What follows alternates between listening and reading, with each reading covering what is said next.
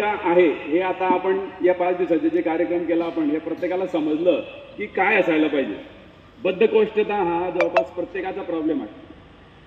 आपली जी लाईफस्टाईल आहे, ज्या पद्धतीने आपण सकाळी उठतो किंवा उशिरा उठतो, रात्री उशिरा झोपतो, ते यामुळे हे प्रॉब्लेम्स होत आहेत.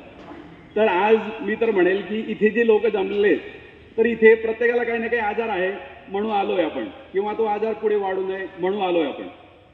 पण मी तर म्हणेल की इथे जास्तीत जास्त जवान लोक उपलब्ध असायला पाहिजे होतं. जसं आपण म्हणतो की प्रिकॉनिशन इज बेटर दॅन क्युअर, म्हणजे आजार झाल्यानंतर येण्यापेक्षा आजार न होऊ देणं हे खूप महत्वाचं आहे आपल्यासाठी.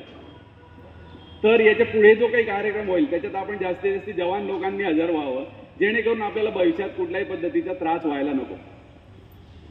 त्यानंतर दुसरी गोष्ट, आपल्या ज्या 5 दिवसाच्या याच्यामध्ये विविध शुद्धिक्रिया केल्या गेल्या. योगाच्या अनेक ग्रंथांमध्ये 6 शुद्धिक्रियांबद्दल उल्लेख केलेला आहे.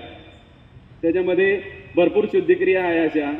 दौती, बस्ती, नेती, त्राटक, नवली आणि कपालभाती या 6 शुद्धिक्रिया शरीरासाठी सांगितलेल्या आहे, ज्या आज उद्या नाही सांगितलेल्या, ह्या प्राचीन काळापासून या शरीरासाठी शुद्धीसाठी सांगितलेल्या आहेत. तर त्याच्यामध्ये जे आचार्यजींनी आपल्याकडनं करून घेतलं, ज्याच्यामध्ये त्या ज्या शुद्धिक्रिया ह्या अतिशय कठीण शुद्धिक्रिया होत्या. ज्यावेळेस ऋषीमुनी करायचे या क्रिया अतिशय कठीण अशा शुद्धिक्रिया होत्या. पण योग याच्यात थोडेसे चेंजेस करून ज्या आता मॉडर्न शुद्धिक्रिया बनलेल्या आहेत त्याच्यामध्ये आहे वमन आहे, शंख प्रक्षालन आहे, नेती आपण केलं, त्याच्यानंतर वमनचं ऑलरेडी केलं आपण. त्यानंतर त्राटक आणि कपालभाती. प्राणायामांमध्ये भरपूर प्रकारचे प्राणायाम आहे, पण शुद्धिक्रियेमध्ये फक्त कपालभाती एकच प्राणायाम आहे जो 6 या शुद्धिक्रियांमध्ये इन्क्लूड केलेला आहे. तर त्याच्यामध्ये फक्त आपण श्वास घेण्यावर लक्ष न देता फक्त श्वास सोडण्यावर लक्ष द्यायचं आणि आपल्या पोटाला झटका द्यायचा आहे. बस एवढाच जरी केला आपण तरी सुद्धा पोटाच्या ज्या काही समस्या असतात त्या आपल्या कमी होतात. तर मी सरांचे, आचार्यजींचे धन्यवाद करतो की आपल्या शहाद्यामध्ये अशा प्रकारचा कार्यक्रम झाला. त्यानंतर आपल्याला आहार आणि विहार, आपण म्हणतो की आहार विहार आपला चांगला असायला पाहिजे.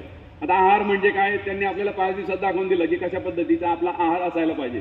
आणि विहार म्हणजे काय तर आपली लाईफस्टाईल. आपण सकाळी किती वाजता उठायला पाहिजे आणि आपलं लाईफस्टाईल कशी असायला पाहिजे दिवसभराची, तर तो आहे विहार. तर या गोष्टींवरही थोडंसं आपण लक्ष केंद्रित करायचं आहे. भरपूर आजकाल माध्यमं उपलब्ध आहेत, यूट्यूबच्या माध्यमातून उपलब्ध आहेत, भरपूर पुस्तकं उपलब्ध आहेत, त्याचा सर्वांचा आपण अभ्यास करावा. आपल्या शरीराचा अभ्यास आपण सगळ्यात महत्त्वाचं करणं आवश्यक आहे की मी खाल्ल्यानंतर माझ्या शरीरात ते कसं जातं, कुठे पचतं, ते पचल्यानंतर काय होतं. बस एवढा जरी आपण आपल्या शरीराचा अभ्यास केला तरी सुद्धा आपल्याला अतिशय फायदा होऊ शकतो. धन्यवाद.